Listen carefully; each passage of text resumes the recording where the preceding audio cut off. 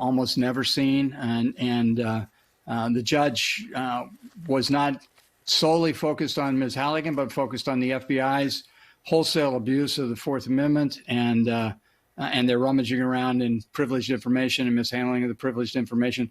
That alone would be a basis to exclude evidence, but it's also a basis, given how intentional it was, as the judge noted, given the fact that the FBI general counsel and the agent who went into the grand jury were both informed prior to the grand jury appearance that they had been exposed to serious privileged information, and they used that to shape their presentation to the grand jury. That's fundamentally wrong.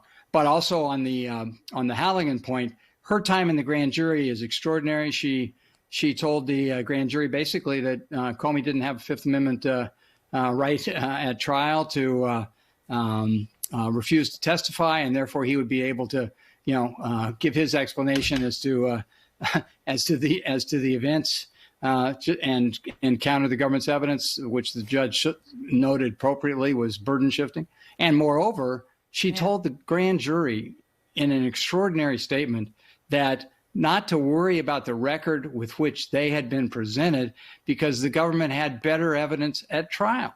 That's like saying, please indict this person because we don't have time to indict innocent people. It's just way, way, way out of bounds. And frankly, it would be a basis to have her disbarred. And because Pam Bondi twice affirmed the legitimacy of her presentation, it would be a basis to have Bondi disbarred as well. Stunning. Which is really stunning. I mean, we know Halligan, of course, had not prosecuted a case before this, but to say, to put it in black and white with the implications that could be both for her and Pam Bondi, it is stunning. I want to ask you one other thing, Ty. Yeah, go ahead. Aaron, if you don't mind, there is one other extraordinary event here, which is there's a missing 2 hours and 20 minutes, which puts Rosemary Woods in the grand jury 17 minutes. Yes. And keep in mind that included the rejection of the government's initial indictment and the submission of a second indictment.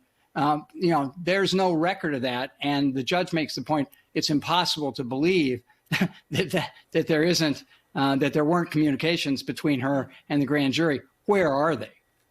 It's like, where are the missing tapes?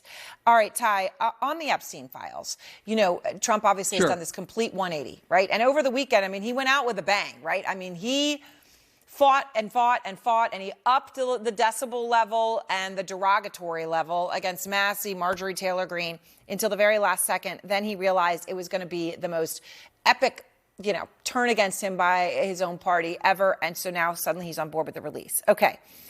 That is one thing. And actually seeing the files and perhaps the videos is a very different thing. So are we going to see them?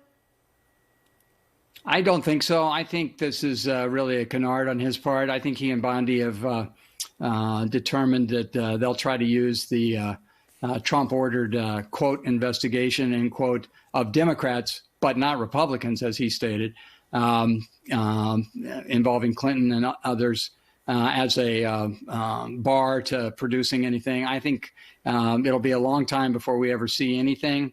Although there are certain documents that could be easily produced. And if Trump wanted the documents produced, he could produce them tonight. He doesn't have to wait for the There doesn't need to be a bill. So this is silly.